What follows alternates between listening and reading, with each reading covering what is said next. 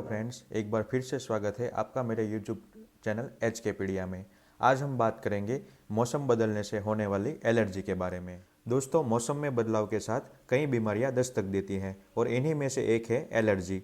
कुछ एलर्जी तो ऐसी होती है जो किसी व्यक्ति में पूरी जिंदगी के लिए होती है, लेकिन कुछ ऐसी होती है जो मौसम के बदलने पर ही होती है। ऐसी एलर्जी शरीर के सबसे संवेदनशील अंगों जैसे आँख, कान, नाक, गले और त्वचा को प्रभावित करती हैं। अगर आपको मौसम बदलने पर छींकें आने लगती है या त्वचा में खुजली होती है, ये भी एलर्जी हो सकती है। चलिए इस वीडियो में हम आपको बताते हैं कि एलर्जी आखिर होती क्या है और इससे कैसे बचा जा सकता है। एलर्जी वास्तव में हमारे शरीर की रोग प्रतिरोधक क्षमता का ऐसा असर है जिसकी वजह से हमारे शरीर के संपर्क में आने वाले कुछ पदार्थ और रसायनों के प्रति संवेदनशीलता बहुत तेजी से दिखती है। उसे एलर्जन बोलते हैं। ये एलर्जन हमारे बॉडी में आँख, नाक, मुंह या स्किन के द्वारा एंटर करते हैं। ये एलर्जन शरीर में एंटर करने के बाद हमारे शरीर का डिफेंस मैकेनिज्म इस एलर्जन के खिलाफ एंटीबॉडीज डेवलप करता है, जो बहुत ही एग्रेसिव तरीके से इस एलर्जन पर अटैक करते हैं। उसको ही हमारी सिंपल लैंग्वेज में एलर्जी बोलते हैं। दोस्तों, ये पूरे मैकेनिज्म को मेडिकल लैंग्वेज में सेंसिटाइजेशन बोलते हैं। लगभग 15 से 20% लोग अपने जीवन में किसी न किसी तरह की एलर्जी से ग्रस्त होते हैं। अब बात करते हैं एलर्जी के प्रकार के बारे में। सबसे कॉमन होता है फूड एलर्जी। जिन जिन खाने की चीज़ों से लेके फूड एलर्जी होती है, वो 8 कॉमन एलर्जन यहाँ पे आप पिक्चर में देख पा रहे हैं, जैसे कि मूंगफली, दूध, अंडा, फिश, व्हीट और सोया। वैसे तो दोस्तों 170 से ज़्यादा खाद्य पदार्थों से एलर्जी हो सकती है। दूसरा है स्किन एलर्जी, यानी कि कॉन्टैक्ट डर्मेटाइटिस। किसी भी पदार्थ को छूने या उसके संपर्क में आने से त्वचा में लाल चकत्ते हो जाते हैं और खुजली आती है। उसको मेडिकल लैंग्वेज में कॉन्टैक्ट डर्मेटाइटिस बोलते हैं। वो निकल धातु से भी हो सकता है। कुछ ऑक्यूपेशनल इरिटेंट्स यानी कि लेटेक्स ग्लव्स जो किसी इंडस्ट्रियल जॉब के लिए रोज पहनना पड़ता है, उससे भी एलर्जी हो सकती है। कुछ डेंटल प्रोडक्ट्स होते हैं, कॉस्मेटिक, परफ्यूम, टॉपिकल मेडिकामेंट्स, कुछ क्रीम्स और दवाइयाँ से भी होती है, पौधे से भी होती है, कुछ सर्जिकल आइटम से भी होती है और कई बार तो ये जेनेटिक एलर्जी भी होती है।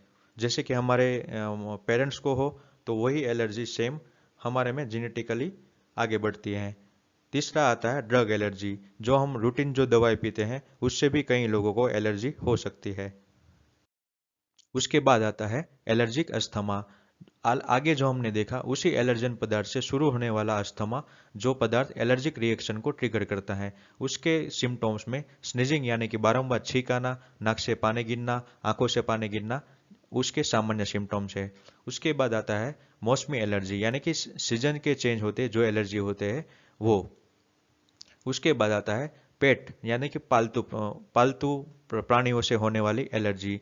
उसके सलाइवा, उसके यूरिन या उसकी स्किन से भी काफ़ी लोगों को एलर्जी होती है। बाद में आता है इंसेक्टिसाइड एलर्जी, यानी कि मच्छर, मक्खी, मधुमक्खी, ततैया, चींटी, उड़ने या चलने वाले कीड़े जो बाइट करते हैं, उसी वजह से भी एलर्जी हो सकती है।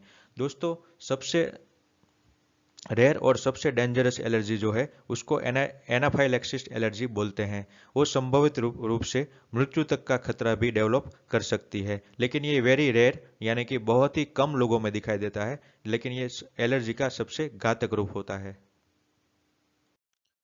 कुछ एलर्जी के कॉमन सिम्टम्स को भी देख लेते हैं, जैसे कि छींक आना, नाक बहना, आंखों से पानी आना या आंखों में खुजली होना, साइनस, गले या कान के छिद्रों में खुजली होना, कान बंद होना, होठ, जीभ, आंखों या चेहरे पर सूजन आ जाना।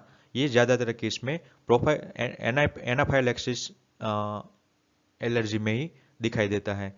बाद में आता है पेट में दर्द, बीमार बीमार और अकड़न जैसा महसूस होना, उल्टी होना या दस्त होना, सूखी, लाल या रूखी त्वचा और पोस्ट नेजल ड्रेनेज यानी कि मुंह से बलगम आना। दोस्तों, ये सिम्टम्स ज़्यादातर एनाफाइलैक्सिस एलर्जी में ही दिखाई देता है। एनाफाइलैक्सिस एलर्जी में ये सारे सिम्टम्स के अलावा कुछ सीरियस सिम्टम्स भी दिखाई देते हैं, जैसे गले और मुंह में सूजन, सांस लेने में तकलीफ, चक्कर आना, उलझन, त्वचा या होठ को नीले पड़ जाना, अनकॉन्शियसनेस या बेहोश होना। एनाफाइलेक्सिस एक मेडिकल इमरजेंसी सिचुएशन है। इस पेशेंट को तात्कालिक मेडिकल की ट्रीटमेंट की आवश्यकता होती है। अब बात करते हैं एलर्जी के डायग्नोसिस के बारे में। दोस्तों, कई सारी प्रकार के टेस्ट हो सकती है। सबसे कॉमन होती है स्किन प्रिक टेस्टिंग। इस टेस्टिंग में हमारे बाजू या पीठ पर तरल पदार्थ की एक बूंद डाली जाती है जिसमें एलर्जन मौजूद होता है। इस बूंद के नीचे त्वचा पर धीरे धीरे चुभन दी जाती है। अगर आपको कुछ चीज से एलर्जी है तो 15 मिनट के बाद वह जगह लाल हो जाएगी और उस जगह पे हमको खुजली होने लगेगी। दूसरा आता है ब्लड टेस्टिंग। ब्लड टेस्टिंग ज्यादातर स्किन प्रिक टेस्टिंग के बाद ही किया जाता है।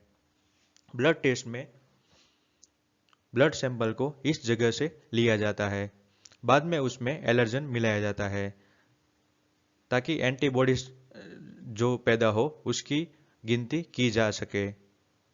उसके बाद आता है paste test.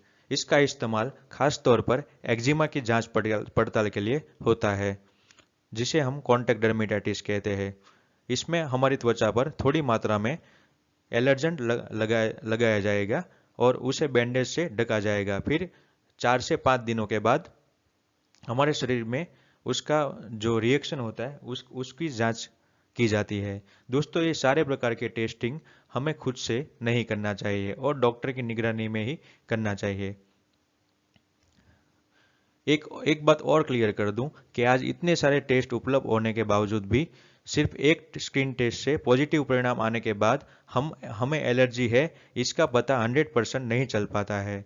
Positive screen test किसी एलर्जिक प्रतिक्रिया की गंभीरता यानी सीरियसनेस के बारे में भी भविष्यवाणी नहीं कर सकता है। आमतौर पर अगर हमारा ये तीनों में से किसी भी टेस्ट नेगेटिव आता है तो उसका मतलब ये है कि हमको एलर्जी नहीं है। एक और आता है निराकरण आहार। इस टेस्टिंग में अगर डॉक्टर को शक है कि आपको किसी खाद्य पदार्थ से एलर्जी है तो वह आपको उसे न खाने की हिदायत दे सकते हैं ताकि यह पता चल सके कि आपके लक्षणों में सुधार होता है या नहीं। कुछ हफ्तों बाद उसी खाद्य पदार्थ को दोबारा खाने को डॉक्टर बोल सकते हैं ताकि यह पता चल सके कि आपके शरीर में उससे प्रतिक्रिया होती है या नहीं। दोस्तों, आई वुड सजेस्ट, मैं ये रिकमेंड करूंगा कि अगर आपको किसी सीरियस सिम्टम्स एलर्जी के नहीं है तो इस सब टेस्ट को आपको अवॉइड करना चाहिए, क्योंकि ज़्यादातर केसेस में आप खुद ही जान सकते हो कि आपको किस चीज़ से एलर्जी है और उससे कैसे बचा जा सकता है।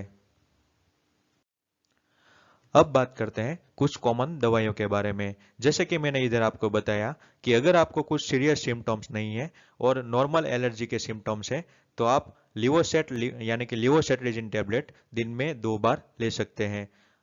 लिवोसेट्रिजिन के अलावा आप एविल 25 टैबलेट्स भी ले सकते हैं। दोस्तों, ये याद रखना है कि हमको या तो लिवोसेट्रिजिन खाना है या तो एविल खाना है, दोनों एक साथ नहीं खाना है।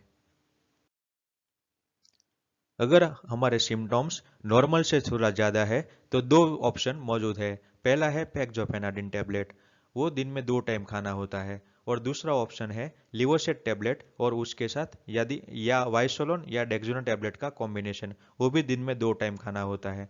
दोस्तों, अगर हमारा सिम्टम्स मॉडरेट से भी थोड़ा ज़्यादा यानी कि थोड़ा सीरियस है तो हम 2 ऑप्शन ट्राई कर सकते हैं। पहला ऑप्शन में मोंटेल्यूकास और लिवोसेट्रिजिन टैबलेट आता है, वो भी दिन में 2 बार खाना होता है। दूसरा ऑप्शन में लिवोसेट्रिजिन और मोंटेल्यूकास से भी स्ट्रॉन्गर मॉलिक्यूल आता है, वो आता है फेक्सोफेनाडिन और मोंटेल्यूकास। ब्रांड नेम है एलाग्रा एम, ये बहुत ही पॉपुलर ब्रांड है। ये टैबलेट भी हमको दिन में 2 बार खाना होता है, एक सुबह में और एक शाम को।